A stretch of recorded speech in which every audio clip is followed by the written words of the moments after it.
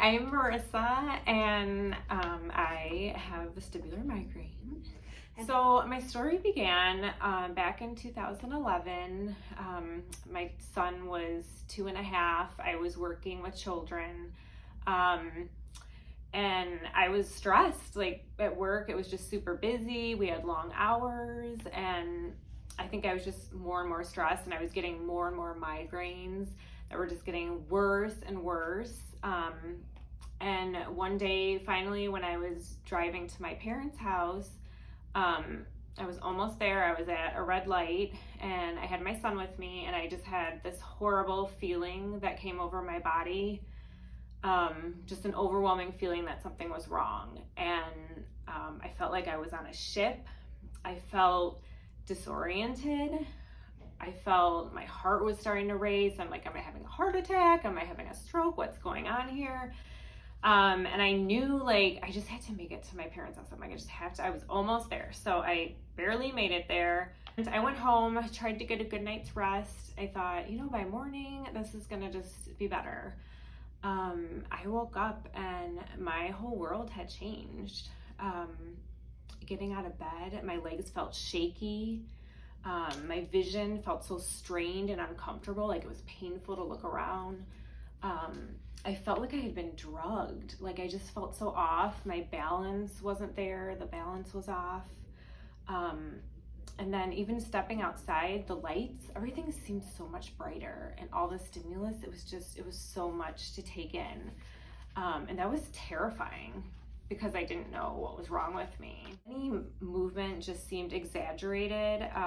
For example, I would feel when I walked sometimes like the floor was jumping, or if I was washing my hands or in the shower, sometimes it felt like the whole shower was bouncing up and down. It was so scary. I'd have to hold on. Sometimes if I was the one that initiated the movement, it did feel somewhat better. Riding in the car felt kind of better, but this round of it, sitting still for me was the worst. I felt a constant rocking, a constant moving. So sitting still was just so hard this first round with it. And at this point, you start to think, okay, I must have a brain tumor. There must be something seriously wrong with me. And that's when I knew I had to seek treatment. So of course I went to my primary doctor first. She kind of I believe, blew it off as stress and anxiety kind of thing, but did refer me to a neuro where I eventually had an MRI and things. And of course, all tests were normal, blood tests, everything was normal, lots of eye tests. I saw a behavioral vision doctor who had checked my vision after I went to see a regular eye doctor as well. So basically everything they would tell me was fine, but inside I felt like something was so wrong, and it was just so terrifying, which the neurologist did diagnose me then as having a migraine-associated vertigo, which today we call vestibular migraine as well. And these kind of disorders, he explained, are treated with antidepressants, anti-seizure drugs, beta blockers. These are just heavy duty meds. It's not just like taking a Tylenol or something. So I was really hesitant, but I'm like, I'll try it. So again, this was, 11 years ago, where they didn't know much about this illness as now. And so I got a hefty dose of an antidepressant that literally knocked me out for the entire day. I had to sleep it off. And it just made me feel 100 times worse. And I'm like, okay, this is not, if these are the kind of meds that they're using, I can't do this. And so I really had to try to approach it from a whole nother angle and see if there was, some types of therapy or other things that I could do. And that's when I did try VRT therapy, vestibular rehab therapy. And that helped, but again, nothing really took away that 24/7 feeling of rocking and all that kind of motion. And then I had scheduled a visit with a behavioral vision doctor again. And the eye exercises helped me a lot because I'm so visual with this. So a lot of gaze stabilization exercises, just a lot of things to help with my vision to make things easier. So I did that. And over time, you know, it was 3 years, but things did start to slowly get better. I say I did everything. I was able to eventually do everything except drive during those 3 years. But I worked part-time and things, traveled, but yeah, just didn't drive for 3 years. So then I entered a few periods of time where I had some remissions, which were wonderful. I was able to work again in a classroom setting, which was wonderful, and just do things again with my family, pretty normal life again. And then in 2020, when COVID came about, that actually was a pretty good year for me. You know, it was so hard for so many people, but I had my family all around me. My son was home, you know, my husband was working from home, and I think that gave me so much confidence. So I started driving, you know, like I start out slow and then I'd venture more and more. And I just started going to my son's soccer games and just doing things again with the family. And that was just such a great year. So now we're in January 2021, after I've had this wonderful year where I feel like I've completely been cured of this again. And I'm slowly noticing some symptoms creeping back in. Some brain fog, some little offness, unsteadiness, a little dizzy now and then. So I had gone to the ER and they told me they couldn't help me. There was nothing they could do. And referred me back, you know, to my specialist, and my neurologist said I was maxed out on treatments. There was nothing else they could do for me. And I would call their office in a desperate place for help because I would feel like I didn't know what to do and wanting to go to the ER again, but knowing they couldn't help me either. And they would kind of make comments like, oh, we thought it was going to be you to call again or something, you know, kind of mocking me in a way where I was already in such a fragile state. It was just horrible. And it just made me feel even more isolated and worried about this whole situation because I felt no one could help me.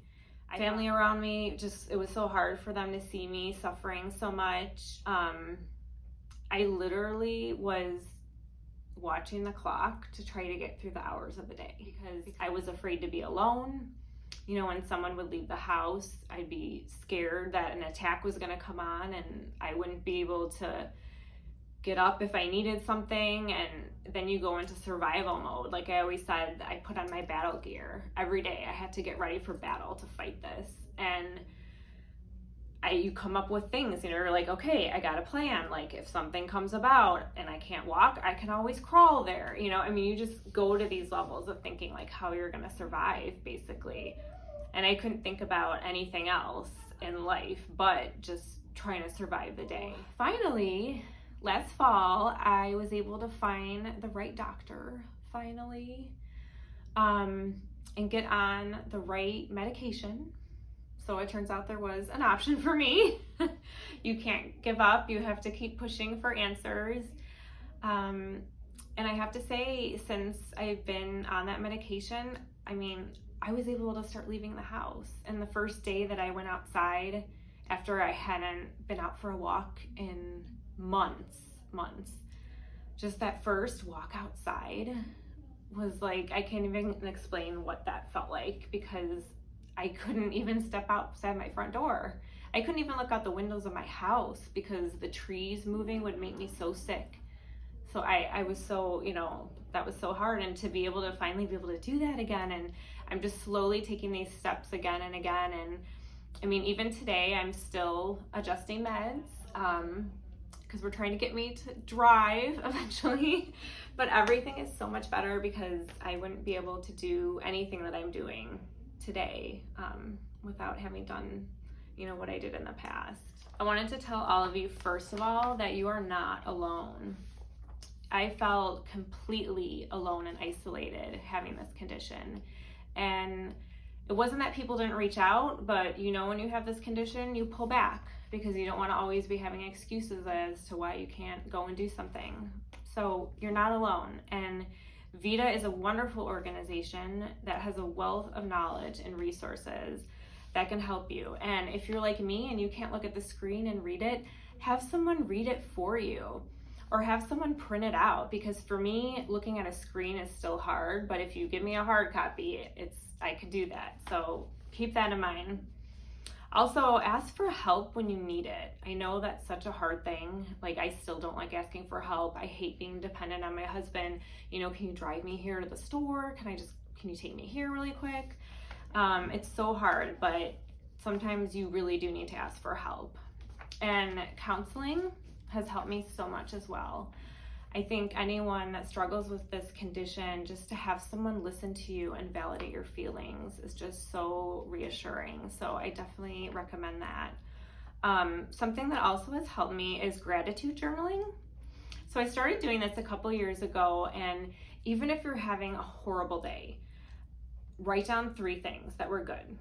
Find 3 things, even if your day was horrible, even if it was like, I just got out of bed, you know, just sat up in bed and moved around a little, that's something. So the gratitude journaling really helps because it just gets your brain thinking in a different way, more positive, so you're not focusing on all the negative. And finally, I just want everyone to know that you are so much stronger than you think you are.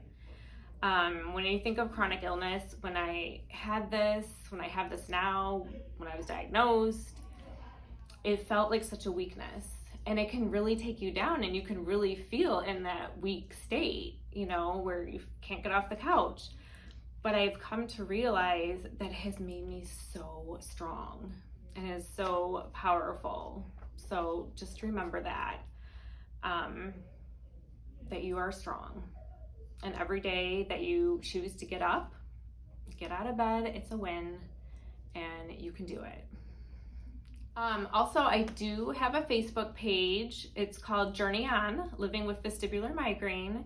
So if you'd like to just hear my full story there, and I just try to put some positive things in there to help people, give them hope. So I hope that you all will journey on.